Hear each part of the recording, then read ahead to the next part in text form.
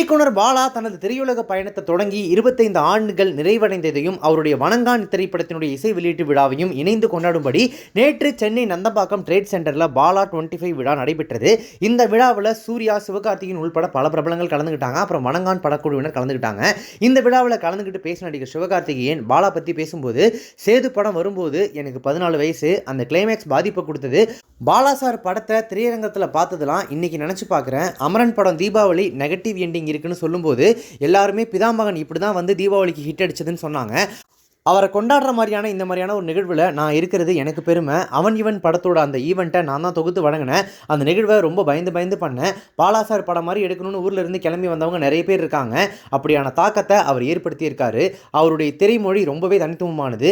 அருண் விஜய் அண்ணன் தான் நீ கண்டிப்பாக வரணும் தம்பி அப்படின்னு சொல்லிட்டு இந்த விழாவுக்கு என்னை கூப்பிட்டாரு. அருண் விஜய் சார் எனக்கு ரொம்ப சீனியர். அவர் விட்டு கொடுக்காம தொடர்ந்து முயற்சி பண்ணுறது தான் அவரோட உண்மையான வெற்றியாக நான் பார்க்குறேன். தம்பியாக இந்த படத்துக்கு அவரை நான் வாழ்த்துறேன். பொங்கலுக்கு அஜித் சார் படமும் வருது, வணங்கான் படமும் வரட்டும், 2 படமுமே வெற்றி அடையும் அப்படின்னு சொல்லி படக்குழுவினரை வாழ்த்தி பாலா சாரை பற்றியும் பெருமையாக பேசியிருக்காரு சிவகார்த்திகேயன்.